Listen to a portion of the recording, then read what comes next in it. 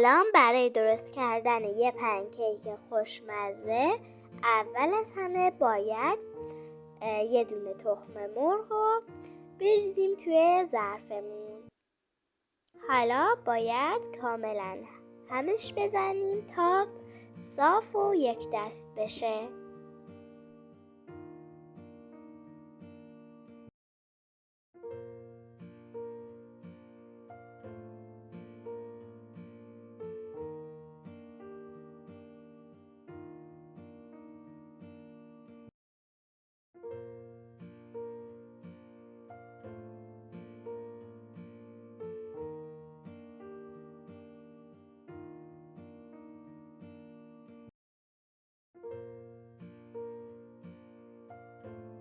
بعد از اینکه کاملا تخم مرغمون رو هم زدیم و صاف و یک دست شد، باید بهش یه مقدار شکر، یکم نمک و یه سر قاشق بیکینگ پودر رو بهش اضافه بکنیم.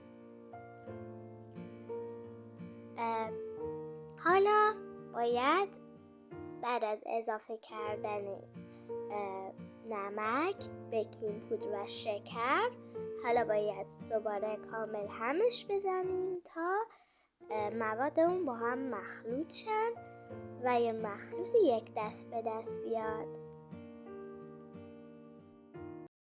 بعد از اینکه مخلوطمون صاف و یک دست شد، 1 لیوان شیر رو به مخلوط اضافه میکنیم. حالا کاملا همش میزنیم تا کامل یک دست و صاف بشه.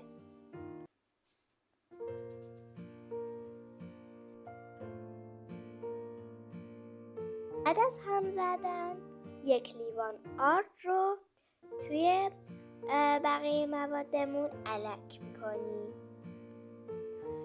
یادتون باشه که باید خیلی آروم و خیلی با دقت الک کنیم، چون اگه موادمون به خوبی الک نشه داخل پنکیکمون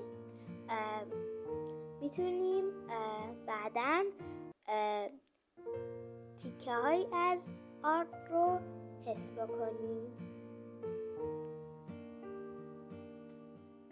تو این مرحله اگه که متوجه شدید که ممکنه مخلوطتون خیلی رقیق باشه، میتونید بهش یه مقدار دیگه آرد اضافه کنید. در نتیجه باید مخلوط به این غلظت باشه. وقتی مخلوط به این غلظت که بهتون دارین میبینید رسید، بعد میتونید گاز رو روشن کنید و مایتابه روش بذارید و اجازه بدید تا گرم بشه. بعد از اینکه مایتابه گرم شد، یه مقدار از پنکیکمون رو، مواد پنکیکمون رو داخل مایتابه میریزیم. اگه دوست داشتین میتونید به همین حالت پنکیک های کوچیک درست کنید. میتونید هم یه پنکیک بزرگ درست کنید به این حالت. وقتی روی پنکیک حباب زد، ما متوجه میشیم که پنکیکمون پخته و میتونیم زیر و روش کنیم تا تمام قسمتاش کاملا بپزه.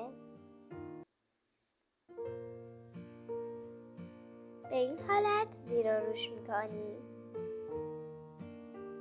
و منتظر میشیم که کامل بپزه.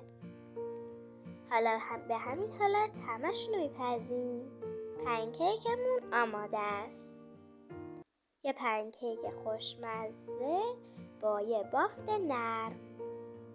میتونیم با پنیر یا اگه دوست داشتیم شیرین باشه با مربا سروش کنیم.